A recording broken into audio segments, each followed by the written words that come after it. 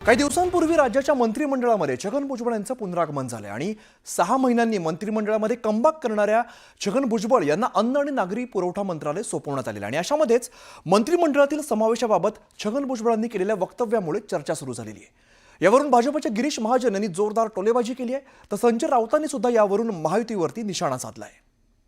पहिल्या मंत्रिमंडळाच्या वेळेला फडणवीस साहेबांनी तो आग्रह धरला होता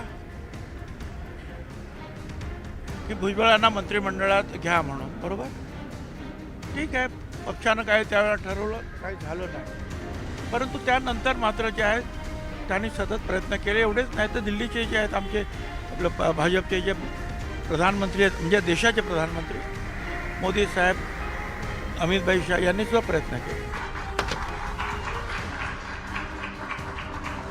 राज्य मंत्रिमंडळात 6 महिन्यानंतर कमबॅक झाल्यानंतर राज्याचे अन्न आणि नागरी पुरवठा मंत्री छगन भुजबळ यांनी मंत्रिपदाबाबत केलेलं वक्तव्य राजकीय वर्तुळात चर्चेत आहे। राष्ट्रवादी काँग्रेसच्या छगन भुजबळांसाठी भाजप जास्त आग्रही होती का, अशी चर्चा यामुळे सुरू झाली आहे। भुजबळांच्या याच वक्तव्याचा धागा पकडत ठाकरेंच्या पक्षाचे खासदार संजय राऊतांनी भुजबळांना खोचक टोला लगावलाय।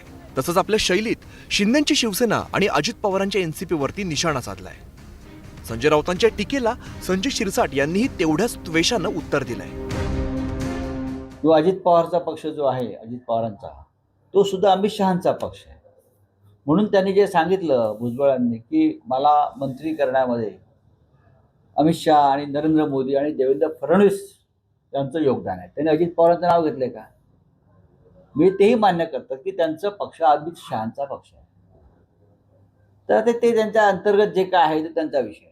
आक्रमक छगन भुजबळ आता कुठेतरी युटर्न घेताना भारतीय जनता पक्षाशी सोयरीक केलेला कोणताही नेता हा कालांतरानं किती मर्द असला तरी त्याचा सरपटणारा प्राणी होता। ज्या पक्षांबरोबर ते गेले त्या पक्षांनी आज त्यांची साथ सोडलेली आहे। विधानसभेमध्ये त्याला सपाटून मार खावा लागला आणि त्यांची अवस्था ना युतीमध्ये राहिले ना महाविकास आघाडीमध्ये, म्हणून आता सरपटणाऱ्या प्राण्याच्या भूमिकेमध्ये त्यांची गत झालेली आहे आणि त्याचं ते वास्तव्य मला वाटतं संजय राऊतांनी सांगितलं। भुजबळांना मंत्रिपद मिळाल्यामुळे आता महायुतीत नाशिकच्या पालकमंत्रीपदावरून जोरदार रस्सीखेच सुरू झाली आहे। मंत्रिपद मिळाल्याबाबत भुजबळांनी केलेल्या वक्तव्यावरून गिरीश महाजनांनी जोरदार टोलेबाजी केली आहे। चांगलं आहे, मुख्यमंत्री देवेंद्र फडणवीस साहेब आहेत, त्यांच्याशिवाय होणारच नाही। पालकमंत्रीपद पण मलाच मिळालं असं दावा पण करता येतं। चांगलं आहे, दावा करणं काय वाईट आहे? फडणवीसांनी जर ठरवलं तर होऊ शकतो। बिलकुल, सीएम साहेबांनी ठरवलं तरी काही होऊ शकतात, ते अजून उपमुख्यमंत्री सुद्धा होऊ शकतात।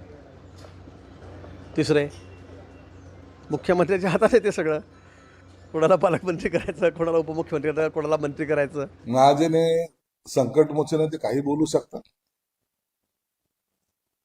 तिसरे उपमुख्यमंत्री करा का चौथे करा, हा अधिकार सर्वस्वी मुख्यमंत्र्याचा आहे। परंतु नाशिकचा पालकमंत्री कोण होईल या बाबतीमध्ये चाललेल्या ह्या सगळ्या घटना आहेत। मला वाटतं जोपर्यंत नाशिकचा पालकमंत्री ठरत नाही तोपर्यंत या अशा गोष्टीला पुढे येत राहतील, इतर काही आमिष एकमेकाला दाखवले जातील, परंतु मला वाटतं अखेरला निर्णय हे देवेंद्र फडणवीस साहेबच घेतील। नाशिकच्या पालकमंत्री पदावरून महायुतीत राजकीय कुरघोडी सुरू झाली। गिरीश महाजनांनी भुजबळांबाबत केलेल्या वक्तव्यावरून संजय राऊतांनी महायुतीसह भाजपला घेरण्याचा प्रयत्न केलाय।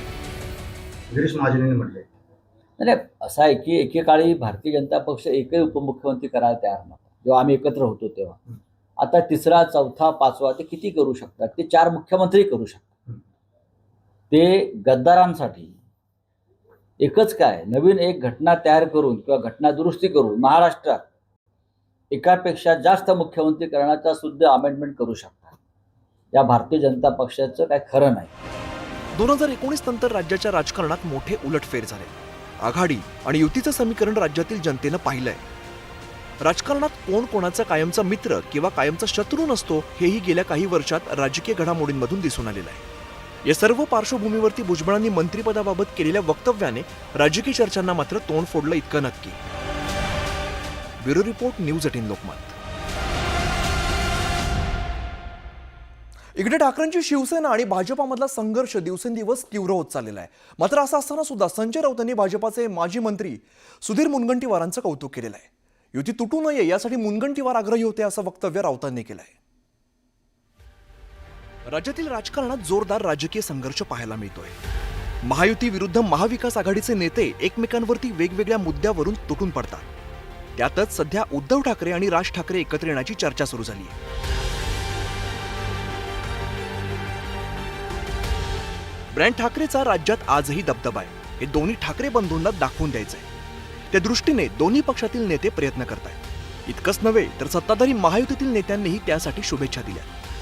ठाकरे बंधूंच्या एकत्र येण्यावरती माजी मंत्री आणि भाजप आमदार सुधीर मुनगंटीवार यांनी सकारात्मक प्रतिक्रिया दिली होती.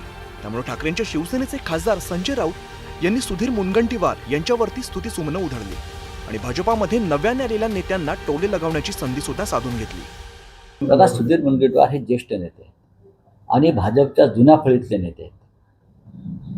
भारतीय जनता पक्ष आणि शिवसेनेची युती तुटू नये म्हणून प्रयत्न करणारे ते नेते होते. त्यांच्या भावना महत्त्वाच्या आहेत. हे नवीन भाजपच्या पिढीला कळणार नाही, जे बाहेरून आलेले.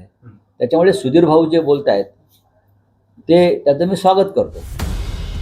संजय राऊतांच्या निशाण्यावरती सातत्याने सत्ताधारी पक्षाचे नेते असताना त्यांनी सुधीर मुनगंटीवार यांचं कौतुक केलं. युती तुटू नये यासाठी मुनगंटीवार यांनी प्रयत्न केल्याचं राऊतांनी सांगितलं. त्यामुळे सुधीर मुनगंटीवार काय म्हणतात याकडे सगळ्यांचंच लक्ष लागलं होतं. धन्यवाद.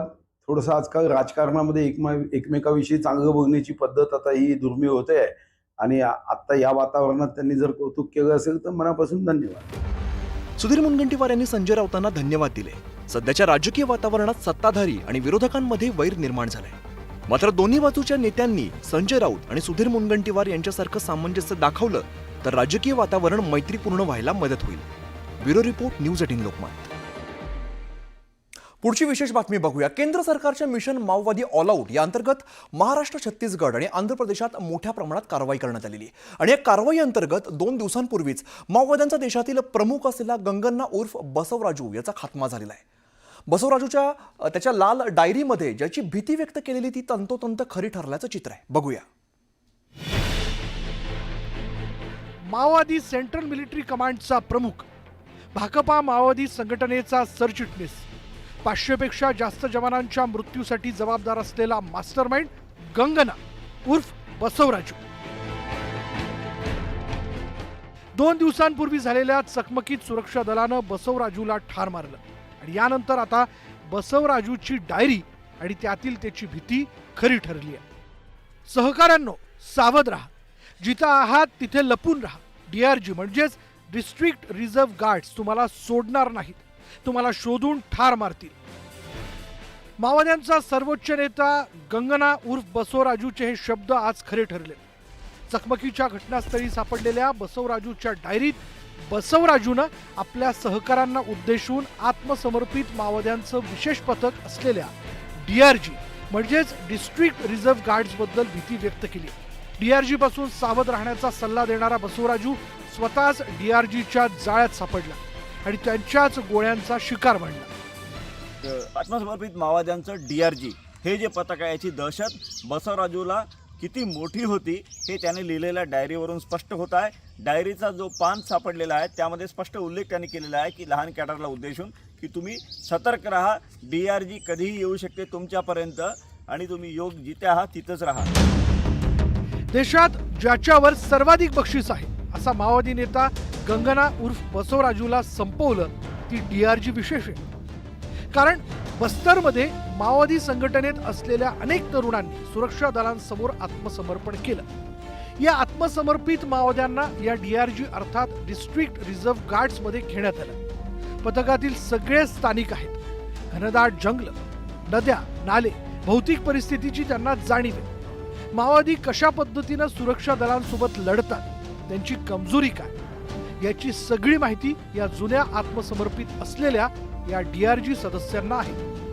सद्यस्थितीत DRG मध्ये 2000 जवान आहेत. या सर्वांना माओवाद्यांची कार्यपद्धती पूर्णपणे माहिती आहे. म्हणजे डिस्ट्रिक्ट रिझर्व्ह गार्ड याची सुरुवात 2007 मध्ये करण्यात आली.